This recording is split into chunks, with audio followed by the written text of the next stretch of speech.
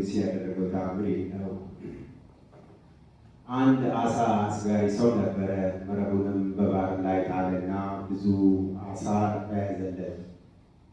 ከአሳውም ብዛት የተነሳ መረቡ ስለሰጠመበት መምህናም ሆይ እርዳኝ እያለ አሰምቶ ተናገረ።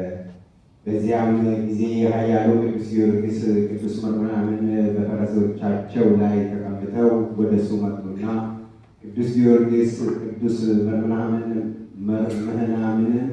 መረቡን አውጣለት አለው። እርሱም አንተ እያለ እኔን እንዴት ላውጣለት ይገባኛል አለው።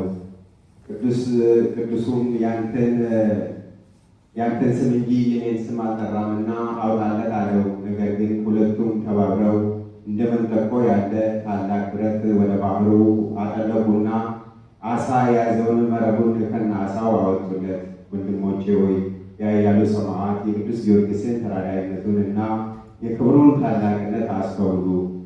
ወደፊትም ሁሉ ከሌሎች ሰማዕታት ፈጥኖ እንደምደርስላቸው ተመልከቱ።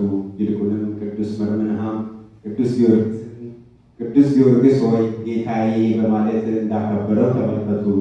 የኢየሱስ ክርስቶስ ሰማዕታት የቅዱስ ጊዮርጊስና የመምህናን ጸሎታቸው፣ በረከታቸው፣ አማላጅነታቸው ለሁላችን ይደረግልን በእውነት ለዘላለሙ አሜን።